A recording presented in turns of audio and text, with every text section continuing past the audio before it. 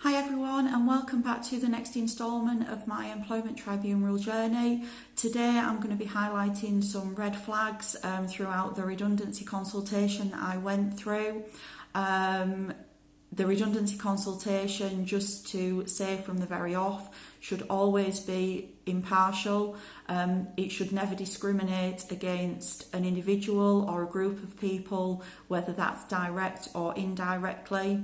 And I thought that I would just highlight some of the points that became very obvious to me afterwards, that I should have seen as huge red flags, but obviously because of my lack of knowledge at the time, I put my trust in my employer and to an extent my teammates who I'd worked with for a long time, and unfortunately it came round and it well and truly bit me. So one of the first things that happened in my redundancy consultation was that up front, myself and all other members of the redundancy pool, there were 6 of us all together, were given a pre-prepared criteria and scoring chart showing all of us on there with all of our scores. It showed me right at the bottom, showing the least amount of scoring, which meant that out of the 6 of us, if that went ahead and that criteria and weighting was used, I would be the one to lose my job. I later found out that before the consultation had even started, 5 members of the administration team who were in the redundancy pool with me had received letters telling them that their employment was safe. Obviously, this was completely biased because I didn't receive one, but they all did. I didn't know it at the time, but one important thing to flag up is that if anything has been pre-prepared and you are told that meetings are going to be held individually, try and push for at least one collective consultation. Under 20 employees, your employer doesn't have to agree, but if they've got nothing to hide, then it shouldn't be a problem. That can either be via conference call. You can obviously on mobile phones now join different people to a group. They may have Zoom facilities. My former employer had a purpose-built meeting room for conference calling, etc. They could have done it. They chose not to do it. Obviously now, I realise why. So always try and make sure that you're either spoken to as a group, but if you're not, take it upon yourself to make sure that you're speaking to the other people in the redundancy pool as much as you can to make sure that you're all being given the same information and nothing is biased towards one person or one group of people than another. Secondly, my former employer put a clause in place that if any of the criteria or weighting on the scoring was to be changed, it would have to be a majority vote. I raised the issue very early on that obviously I thought that was unfair, and I was concerned that nobody else would want to change the criteria and the scoring because obviously they'd all seen that their jobs were safe, and if we continued on the path we were going on and we used the same criteria and scoring, that I would be the one to be made redundant. In my final hearing, the judge wholeheartedly agreed with that. He said that the likelihood of anybody wanting to change anything was 0 to none, and I was pretty much just out there on a limb on my own. The next red flag, I was given very little notice for any consultation meetings that I had. I think the first one I was given a couple of hours notice. I was just sent an email about 10:30 to say could he call me at 1 o'clock. I wasn't told what we'd be discussing or what would be asked of me. Obviously, I had very little time to prepare. I was really overwhelmed with the situation. Throughout the consultation, I was asked about ways to remain in the company. I was told that because I was the bottom of the scoring, they encouraged me to think creatively on ways that I could remain in employment with them. I suggested numerous things, so I was trained in various other departments, which I reiterated. I said that I would job share, I would go into different departments, maybe other people could job share. I found out that voluntary redundancy had only been offered to part-time members of staff, not full-time members of staff, and only for me in the administration department. So obviously I said, what about widening the net and offering it to everyone? They didn't do that. Obviously, they didn't have to do that, but it would have been a viable option. A few weeks after my redundancy, somebody in a job role that I could easily have done handed their notice in of their own free will and sent me a message to say that they would have taken voluntary redundancy, but it was never offered. So obviously, you know, redundancy should always be a last option. Your employer should always be showing you evidence of things that they've done to avoid it. And it's definitely, you know, if they put the onus on you, it's definitely a suggestion you can make. You know, what about offering voluntary redundancy to everybody? The other people in my redundancy pool had expressed that they wanted a decision to be made really quickly. Make it now. Can we make it fast? Can we just get this over with? Obviously, they were very keen to get the process done with so that they could remain in employment, and I didn't. They were asked for other suggestions of ways to avoid my redundancy, and I was told that none of them had come up with any options or anything to explore. One of my, and I use this term very loosely where she's concerned, one of my teammates was asked that question, and she replied that no, she couldn't think of any ways that to avoid redundancy for me, but she would have my working days because it worked better for her for childcare. So another important factor to remember is that forewarned is forearmed. I bang on about this all the time. When it comes down to you or them and it's a redundancy consultation, there's only you that has got that absolute, you know, motive for keeping yourself in employment. Nobody else is going to help you. Even though I was asked through the process for suggestions on weighting and cost saving and criteria, nothing was explained. I asked several times, could I be shown other criteria that's measurable that we could maybe look at? Nothing came forward. I mentioned being furloughed because the furlough scheme had been available right at the very beginning. I was told that the company had made a decision not to use the furlough scheme because it was government funded. And they didn't want to use it. I later found out that they had drawn 1.6 million on the furlough scheme. They didn't use it to protect their own employees who'd worked their backsides off to get them where they were, turning over millions of pounds, but they had used it to secure their operatives on their Hudson Blue scheme. So they could have used it, but they just chose not to. So again, that would have been another viable alternative that they chose to just completely ignore. It materialised, you know, I didn't ask at the time where the data had been pulled from the criteria. I didn't ask how the scoring had been put together. I didn't ask to see evidence of my scores.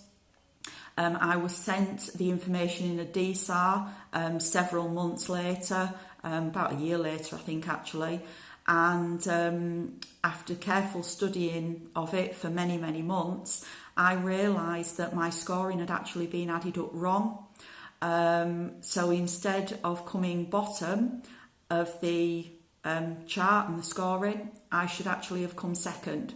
So I should never ever have been selected for redundancy in the first place because my performance far outweighed that of several of my colleagues. When I broached this and I brought this up, I got told simply that it was a cell error, that the person who had generated the figures basically had done it wrong. To put this into context, the company I work for paid out millions of pounds on sometimes a daily but certainly a weekly basis to subcontractors. They expected me to believe that the same system that generated all those millions of pounds of payments couldn't add up to 17 when it came to working out my scoring and saving my employment. So another thing there is that even if you catch your employer out, I mean, obviously it was too late for me, I'd already been made redundant, they are going to use any excuse when they're backed into a corner to try and wriggle out of what they've done to you, but you must keep pushing forward.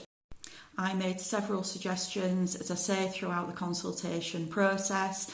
I never got any feedback or any comeback on any of them. I trusted my employer. I trusted the fact that because I had absolutely no experience with redundancies and they knew that they would guide me through it. Obviously they had a predetermined, prejudged outcome, which I proved in the Employment Tribunal final hearing, and they were never going to help me. Obviously, because they had an outcome in mind, they were only steering me in as much to achieve that outcome. So you really must put the onus on yourself to make sure that, you know, if something doesn't seem right, get advice. Look on the government websites, look on the ACAS websites, there's the Citizens Advice. You can speak to somebody at the Citizens Advice, you can speak to somebody at ACAS. If needs be, take independent legal advice. At the end of the day, this is your employment, it's your job, and nobody except for you is going to fight harder to keep it. Obviously, again, going back to red flags, the criteria I was told were based on KPIs. One of the criteria, ironically the one that the scores had been added up wrong for, never was a KPI. It had never ever been brought to our attention that we were being measured or monitored on it. It should never have been used. You must make sure that criteria is fair, it's unbiased, it's measurable, it's equal, and you can see the figures and the data where this information is being pulled from that potentially may lead to your redundancy. Another important thing, which again I only realised after I'd been made redundant when I was going through the documents for the Employment Tribunal, I'd been sent emails after each call and after I was made redundant. When I started looking at them closely, I realised that the tables showing the criteria had been tampered with. On some of the documents, there were categories completely missing. The scoring was just worked out wrong at the end. Some of the charts were in like graph form, like, you know, chart form. Some of them had no charts or separation in them. The wordings were different, and they'd obviously been manipulated and tampered with, basically just to achieve what the company wanted to achieve. But obviously at the time I didn't really look that closely at it. You know, on the last email I received, my final payment had been calculated wrong. It had not taken into account all of my payment that was owed. Again, looking back now, you know, the person who was responsible for putting that together was the person who used to do the payroll for all the staff in the company. Bit like the cell error with the scoring, I find it hard to believe that they didn't know how to add up a redundancy payment and add a holiday payment onto it. So, you know, that was wrong. I wasn't told after I'd been made redundant when the payment would be made to me. So obviously they've put me out of work for, as I proved, absolutely no good reason anyway. They've not told me when they're going to pay me. I don't know when to expect it.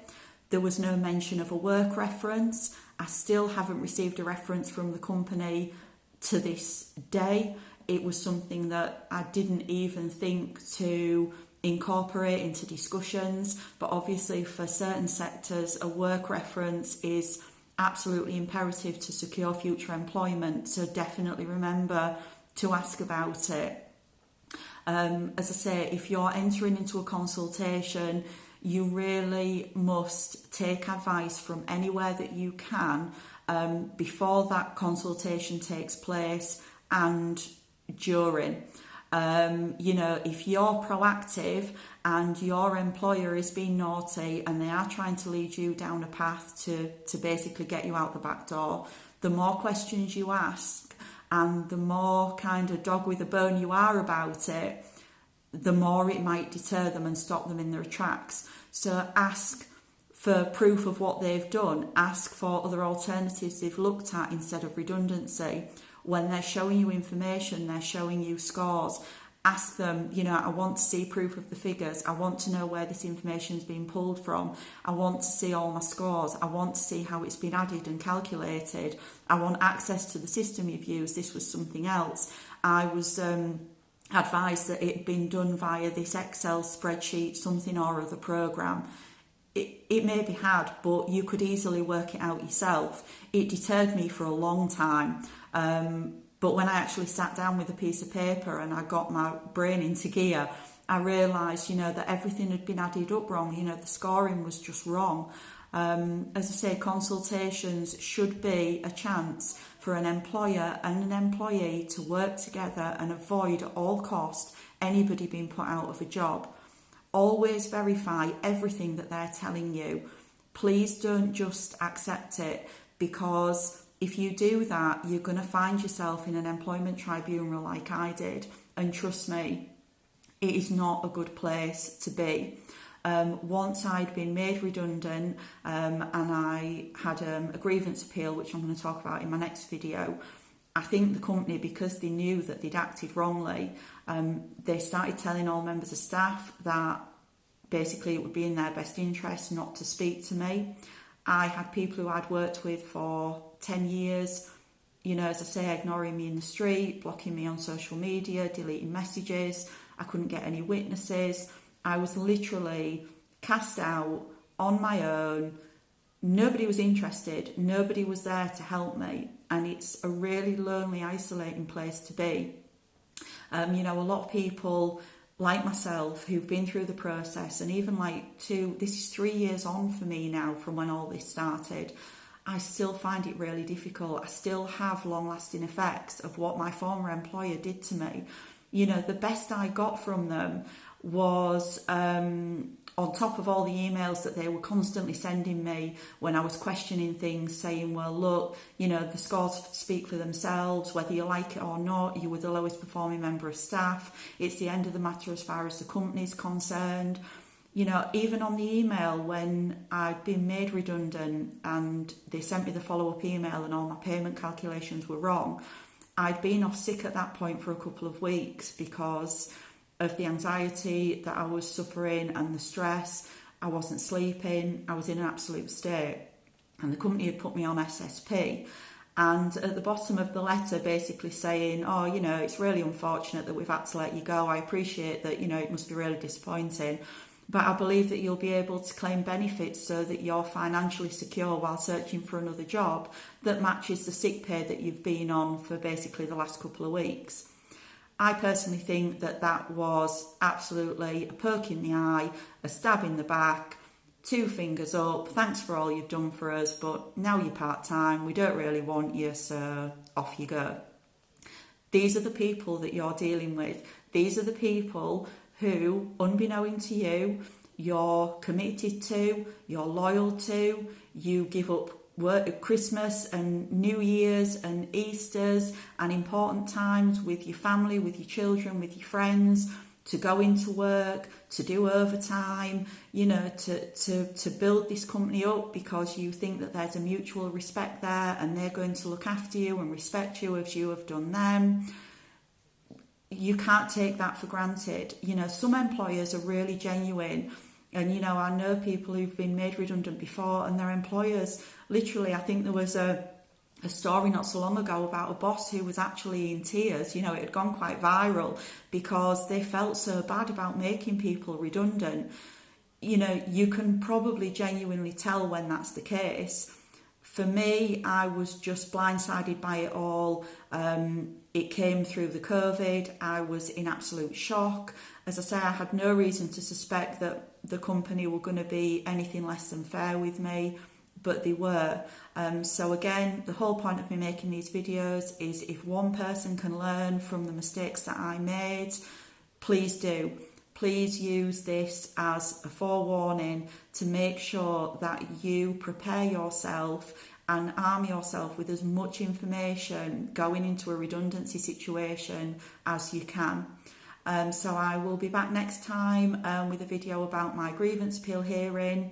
That was as interesting as the redundancy consultation. But for now, thank you for watching. Have a super duper weekend and I'll see you on the next time around. Bye for now.